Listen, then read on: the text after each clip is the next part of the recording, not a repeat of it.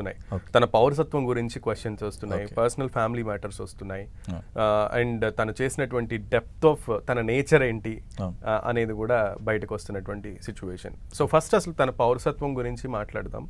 So whether he is a citizen of India or not, resident of India అయినా కాకపోయినా అతను accused అయితే తనని శిక్షించే హక్కు భారతదేశానికి ఉంటుందా ఉండదా? ఫస్ట్ ఆఫ్ ఆల్ ఇతని సిటిజన్షిప్ ఇంపార్టెంట్ కాదండి, అతను అఫెన్స్ చేశాడా లేదా అనేది main important. Cinematography and piracy act 2023 అంటే లేటెస్ట్ యాక్ట్ ప్రకారము ఎవరైనా ఒక స్కిల్ అన్నట్టు, చిత్ర పరిశ్రమ అనేది ఒక స్కిల్కి సంబంధించిన విషయం. ఒక సినిమా తీసినప్పుడు ఆ డైరెక్టర్ కానీ ప్రొడ్యూసర్ కానీ వీళ్ళందరూ ఏం చేస్తారంటే ఒక సినిమాని ప్రొడక్షన్కి తర్వాత దాని నుంచి ఆదాయం పొందడానికి ఇది ఒక ప్రాసెస్.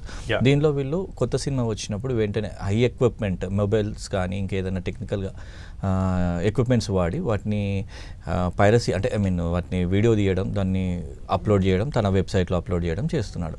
సో ఒకరి యొక్క కళని వీళ్ళు దొంగతనంగా వీడియో చిత్రీకరించి తన వెబ్సైట్లో వేసుకోవడం ద్వారా ఇండైరెక్ట్గా అతను లాభపడుతున్నాడు. ఒక విధంగా అఫెన్స్ అనేది ఏంటంటే పైరసీ అనేది కింద అయింది.